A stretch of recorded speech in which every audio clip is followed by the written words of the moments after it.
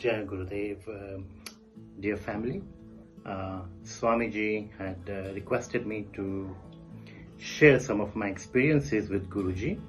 Before I do that, let me tell you something about myself. My name is Rakesh. My journey, my spiritual journey with Guruji has been for about 27 years now. I met him when Guruji was about 15 or 16 years old, and this was in Nairobi, Kenya. One of his very first trips outside Mauritius. It was a very, very interesting meeting that I had with him. Today I would like to share an incident, or I can say Guruji showed me about 26 years ago who he really was. At that time I didn't understand anything because I was very new to the entire situation. I was very new to Guruji. He was very kind enough to give me a slight glimpse of who he really is. I remember it happened on a Sunday morning. I was with Guruji. We had all gone out for a picnic out of Nairobi. Guruji at that time was extremely mischievous, in a sense that Guruji liked to, joke, laugh, bite, pinch. All this used to be a normal day with him. Guruji was extremely with lots of energy and lots of fun, lots of laughter. The same thing happened in the car. Guruji was sitting in the front and I was sitting at the back, and Guruji had began, pinching and pushing and laughing, and entire way from the picnic spot back home to where he was staying. When Guruji came out of the car, well, for me at that time he was still my very good friend. And this I'm talking about 27 years ago, when Bhakti Marga was not set up, nothing was in the pipeline. So when Guruji came out of the car, I jokingly told Guruji, catch me if you can. Guruji then told me, Rakesh, run as fast as you can. And I replied back to him, I said, no, you cannot catch me, because I was quite a fast runner at that time. That's what I thought. So Guruji once again told me, no, I want you to run, giving you a head start. Please run as fast as you can. So where Guruji was staying at that time was a house. There was like a hill going up, and then the house entrance was there. It's like a patio towards into the house entrance. And funny enough, this happened at about 5:30 to 5:45 in the evening. So as usual, I started running up the hill towards the house, and I was running.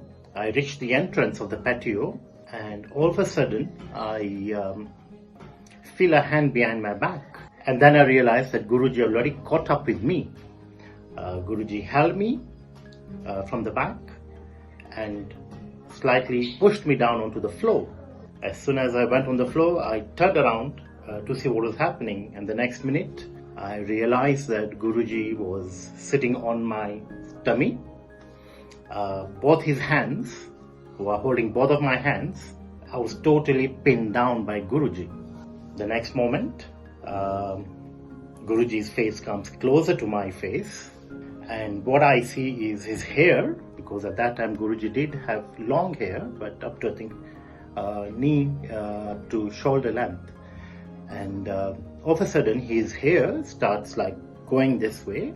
His eyes change. His eyes become bigger now. There's a change even in his pupils, I can see the change, because my face was here and Guruji's face was right here next to me. And I can see him opening his mouth, and I can see two teeth, sharp teeth. I don't know how to explain that, but I could see two very sharp teeth, inside his, which was not there obviously before, but now the teeth were right the way they were supposed to be. and I can hear Guruji breathing heavily and roaring and start roaring like a lion, you know. I can clearly see his hair going this way, eyes becoming big, him roaring like a lion, his teeth are now out and is right up to my face. He's pinning me down totally. What happens next is he releases one of his hand from my hand and he puts his hand on my neck and he pins me down even further. And at this point, I am nearly out of breath, not totally out of breath, but I'm nearly out of breath. He looks at me and he says, "Do you know who I am? Do you know who I am?"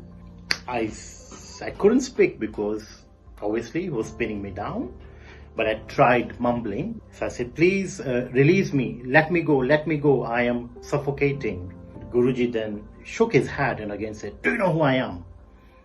And I just closed my eyes and I said, "I don't know, but I love you a lot." And the next minute, as soon as I said that, he released his hand from my neck. He stood up. He turned his head. Everything became normal. And he looked at me and he says, "Don't joke with me next time." I couldn't speak much because of he was holding me down by my neck. Funny enough, now by this time it was like 6 in the evening. It was at the entrance of this house. And it's the same story as when how Lord Nrsingadev appeared on that particular day in the evening on the entrance of the door, and I went through that same sequence. At that time I didn't realize who Guruji was trying to show, who he was, but for a few days I was quite frightened of Guruji because of what I had seen. And up to date, at times, I still see that in him. So many times he's told me, "How come you don't talk to me? How come you're quiet?" But I can't explain to him why I become very quiet in his presence. I totally change in his presence. I don't know how to explain that. But that was one incident, like 26, 27 years ago. Guruji at that time had shown me who he was, but it took me quite a long time to realize that who he really was. I've had so many experiences apart from that, after that. Amazing miracles, not only for me, but for people who I know, people who come to this temple. I've seen unbelievable miracles happening in Guruji's presence. Also, without Guruji being physically in the temple, I have seen so many miracles. My life without Guruji wouldn't be what it is. I must have done some very, very, very, very good punyas in my last life, that in this life I have such an amazing friend in Guruji. So many things have changed around Guruji, from where he began and where he is now. Everything around him has changed. The people around him keep on changing. But one thing is constant with Guruji, that he's such a humble person. When I met him, he was so humble. At that time, there was no organization, there was no ashram. There used to be people, but not such huge crowds of people.